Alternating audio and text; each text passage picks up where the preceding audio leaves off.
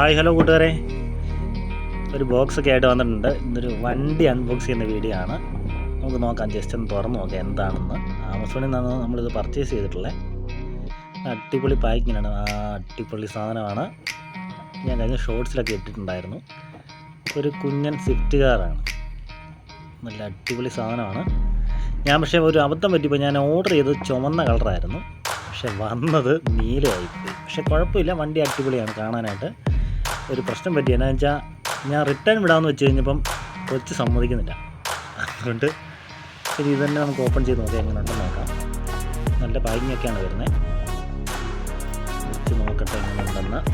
വെളിയിലെടുത്ത അടിപൊളി സാധനമാണ്, നല്ല പക്ക റിയലിസ്റ്റിക്കാണ് കേട്ടോ. അതായത് നമ്മുടെ ഈ 2025 ലാസ്റ്റ് ഇറങ്ങിയില്ല ഒരു സ്വിഫ്റ്റിൻ്റെ മോഡലാണ്, സെയിം സാധനം തന്നെ. നല്ല രസമുണ്ട് കാണാൻ. പക്ഷേ അതിൽ സ്പെല്ലിങ്ങിലൊക്കെ ചെറിയ വ്യത്യാസമൊക്കെ ഉണ്ട്. ഡ്രിഫ്റ്റ് എന്നൊക്കെയാണ് എഴുതിയിരിക്കുന്നത്.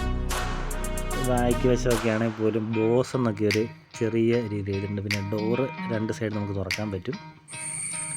ഇതാണ് വണ്ടിയുടെ ലുക്ക്, ഒന്നും പറയാനില്ല, അടിപൊളിയാണ്. നല്ല കുഞ്ഞൊരു കണ്ണാടി വരുന്നുണ്ട്.